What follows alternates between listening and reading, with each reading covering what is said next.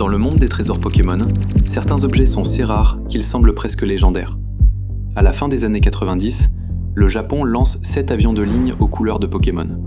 Les passagers vivaient une expérience unique. Repas, sièges, jouets, tout était inspiré de la licence. Et pour célébrer cette aventure dans les airs, la compagnie ANA lança une campagne spéciale, offrant plus tard à certains voyageurs un souvenir incroyable, illustré d'un Pokémon mythique. Peu de collectionneurs savent qu'ils existent, et encore moins connaissent leur histoire. Voici les Gold Boarding Pass, le véritable ticket d'or de la Pokémania japonaise.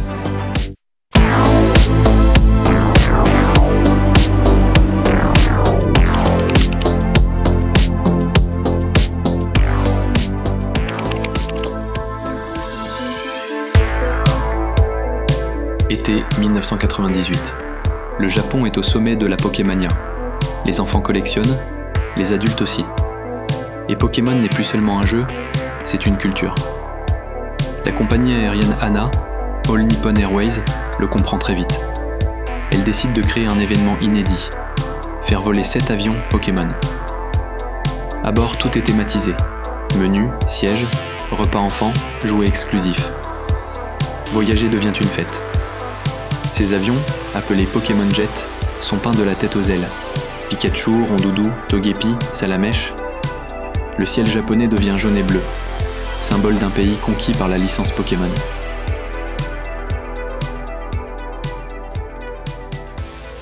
C'était une époque incroyable. Imaginez, vous rentrez dans un avion, tout est à l'image de Pokémon, vous avez des Pikachu géants, à gauche, à droite, etc. C'était vraiment ça la Pokémania à l'époque. On sortait de la télé, des jeux vidéo sur Game Boy, ça envahissait le monde réel, un peu comme ce qu'on a connu il y a quelques années avec Pokémon Go. Là, c'était vraiment décuplé, dans les années 2000, c'était décuplé. Et c'est dans ce contexte-là, fin des années 90, qu'est né un objet spécial.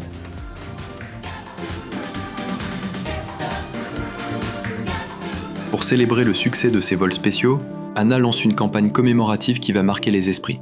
Le principe et les règles sont simples. Voler sur des lignes ANA, découper 2 cartes d'embarquement, les coller sur une carte postale officielle ANA Pokémon, ajouter un timbre de 50 yens et poster le tout avant la date limite. La campagne dure du 18 juillet au 31 octobre 1998 et les envois cachetés jusqu'au 9 novembre sont encore acceptés.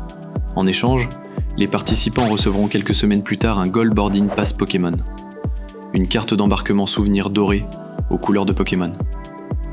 C'était un objet symbolique, un cadeau commémoratif pour remercier les passagers des Pokémon Jet.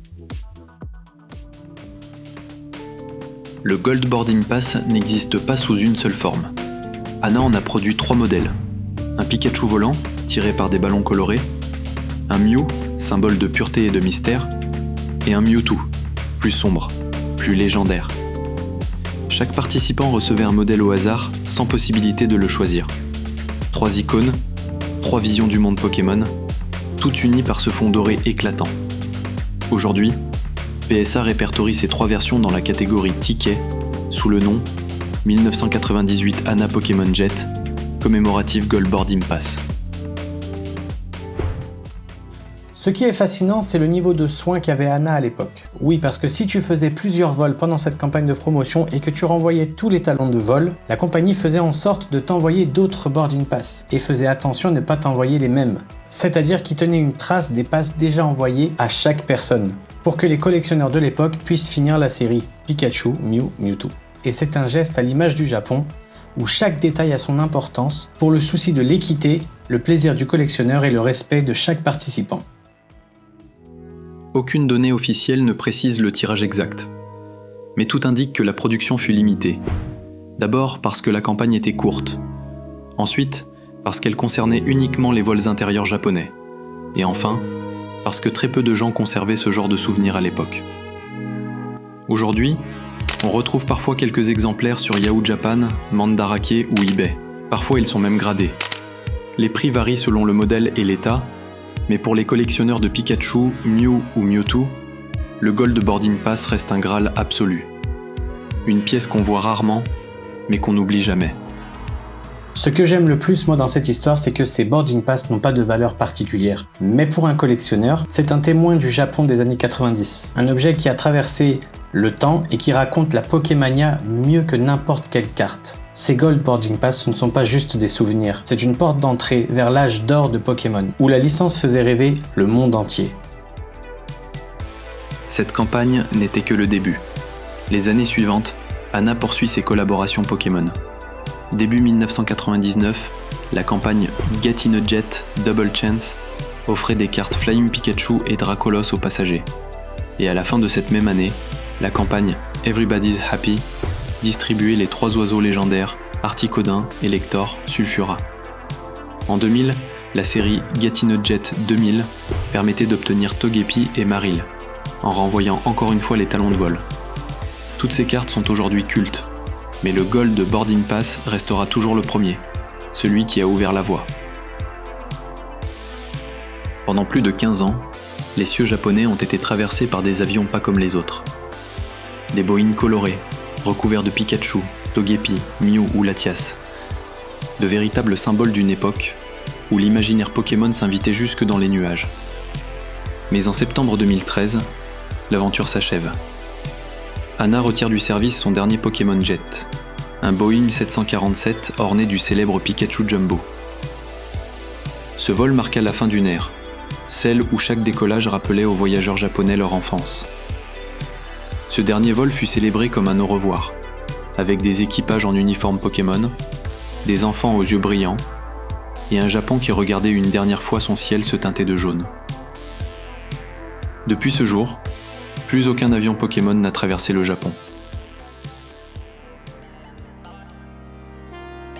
Ce passe doré, c'est un condensé de l'année 1998, l'enfance, les voyages, les vacances d'été, les avions colorés qui traversaient le Japon. C'est un fragment de mémoire, un bout d'or qui nous relie à la première vague Pokémon, quand tout semblait nouveau, pur et magique. Et aujourd'hui, plus de 25 ans plus tard, il reste une trace tangible d'un monde disparu.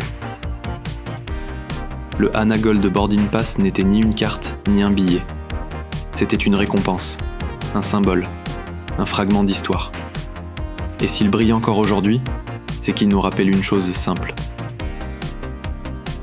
Pokémon n'a jamais été qu'un simple jeu. C'était une émotion qui a traversé le temps, les générations et les frontières.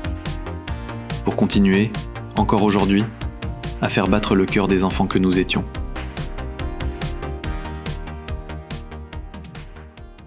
Voilà, c'était ma 3e vidéo sur cette chaîne. J'espère qu'elle vous a plu. Merci beaucoup de l'avoir regardé jusqu'ici. Ça me fait super plaisir.